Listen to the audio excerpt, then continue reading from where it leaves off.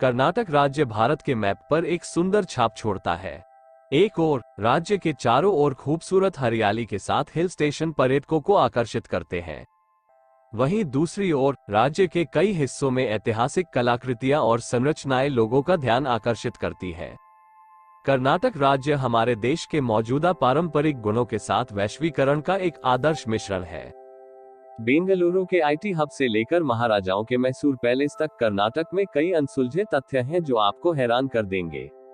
यह एक ऐसा राज्य है जहां सिर्फ भारत के विभिन्न हिस्सों से ही नहीं बल्कि पूरी दुनिया से लोग घूमने आते हैं। हो सकता है कि आपने भी इस राज्य का दौरा किया हो या फिर घूमने का प्लान कर रही हो।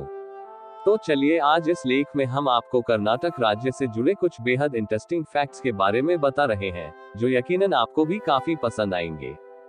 यहाँ रानी चेन्नम्मा ने किया अंग्रेजों का मुकाबला। कर्नाटक का इतिहास देश को एक ऐसी रानी की बहादुरी की कहानी प्रदान करता है जिसने रानी लक्ष्मीबाई के उदय से दशकों पहले ब्रिटिश औपनिवेशिक सत्ता से लड़ाई लड़ी थी।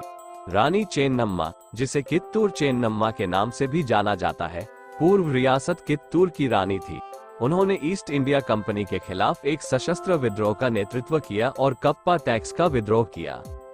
विभिन्न भाषाओं का घर कर्नाटक राज्य 13 अलग अलग भाषाओं का मेजबानी करता है जैसे कि तुलु, कोंकणी, कोडवा और बेरी आदि। राज्य के भीतर व्यापक रूप से बोली जाने वाली कुछ बोलियां हैं जिनमें कन्नड़ सर्वोपरि है।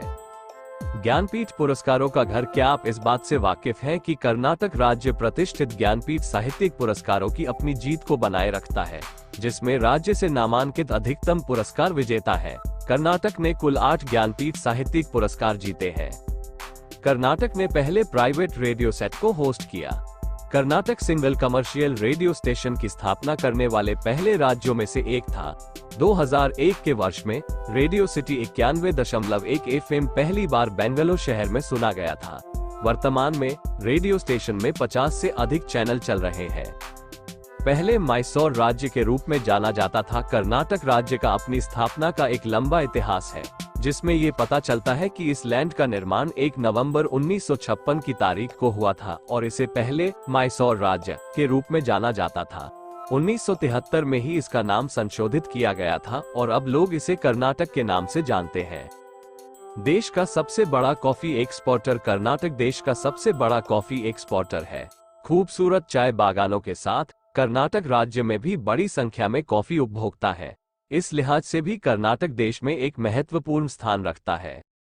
केवल यहाँ होता है खादी ध्वज का निर्माण। कर्नाटक खादी ग्रामोद्योग संयुक्त संघ KKGSS के पास भारत के ध्वज के निर्माण और आपूर्ति के लिए विशेष अधिकार और प्राधिकरण है।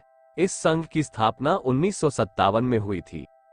भारत के सबसे पुराने अस्पतालों में से एक आज भले ही हॉस्पिटैलिटी के मामले में भारत किसी से कम नहीं है, लेकिन क्या आप इस बात से वाकिफ है कि कर्नाटक में भारत के सबसे पुराने अस्पतालों में से एक स्थित है। विक्टोरिया अस्पताल का औपचारिक उद्घाटन 8 दिसंबर 1900 को भारत के वायसराय और लॉर्ड कर्जन द्वारा किया गया था।